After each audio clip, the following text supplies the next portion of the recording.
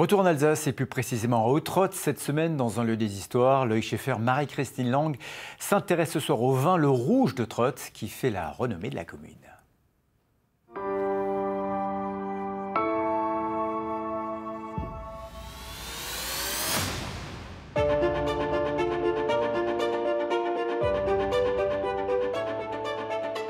Ottrott, c'est la commune du Mont-Saint-Odile, quelque part tout là-haut, mais Claire Perrault a déjà fait une série sur ce lieu emblématique il y a un mois. Nous, cette semaine, dans Lieu des Histoires, on s'intéresse à ce qui se passe dans le village.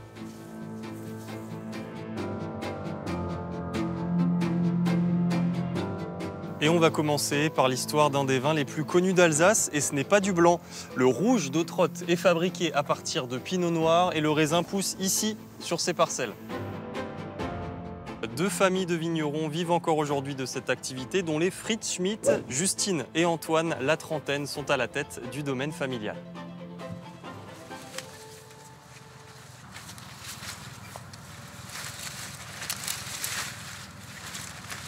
Au mois de juin, ça va être la grosse période pour un travail qu'on appelle le palissage. Le principal intérêt, ça va être vraiment que chaque feuille en fait, ne fasse pas d'ombre aux autres, pour qu'elle capte un maximum de soleil et pour qu'ensuite elle puisse plus tard créer du sucre pour les fruits. Historiquement, c'est des moines bénédictins qui se sont installés sur le village dans les années 1100-1109 et qui, venant de Bourgogne, ont apporté avec eux des pieds de pinot noir qu'ils ont commencé à replanter autour de leur abbaye. La grosse particularité d'Ottrott, c'est qu'on va avoir un sol qui est dépourvu de calcaire. A contrario, on va avoir du minerai de fer et la plante, et notamment le pinot noir, va avoir besoin de ce minerai pour créer notamment les molécules colorantes et les tanins qui se retrouveront ensuite dans le vin rouge.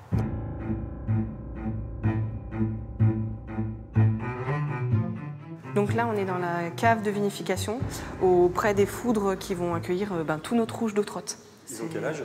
Ils ont entre 40 et 60 ans, même certains 70. Ce sont des vieux foudres qu'on entretient encore avec beaucoup de passion. En termes de coloris, on a un beau rouge grenat. Il vaut mieux lui ramener un petit peu d'air, l'aérer un petit peu. Et là, voilà, on a quelque chose déjà qui va un peu s'exprimer sur le côté un peu cerise-au-kirsch.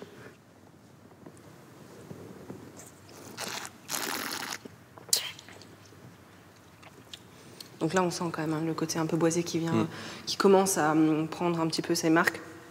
Mais on a quand même un côté assez gourmand, typique du pinot noir. Au sein de l'appellation Alsace, vous allez retrouver 13 appellations communales, dont Ottrott. Et Ottrott est le seul village à ne faire et à ne produire que son appellation communale. Ça représente approximativement 40 hectares, où vous ne retrouverez que des pinots noirs. On a un petit côté chauvin, mais on tient et on aime mettre en avant cette appellation. Et c'est vrai qu'à Ottrott, vous ne retrouverez aucun plan de vin blanc.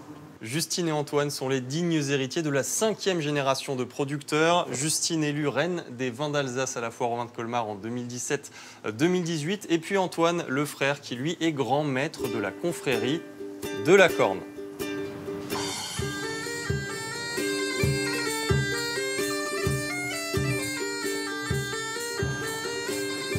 C'est une confrérie qui a été créée en 1586 par Jean de Monterscheid, à l'époque évêque de Strasbourg.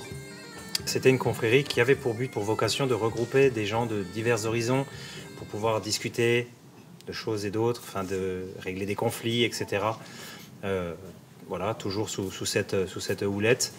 C'est ensuite une confrérie qui est un peu tombée dans les oubliettes et qui a été remise au goût du jour en 1986 par deux autres Ottois. Étant donné qu'on est situé à Ottrott, on est la seule confrérie vinique d'Alsace qui défend un vin rouge, là où les autres confréries font la promotion plus générale de vin blanc et de vin d'appellation blanche. On peut se faire plaisir en restant modéré. Demain, 2e épisode pour les gourmands. On ira dans une pâtisserie.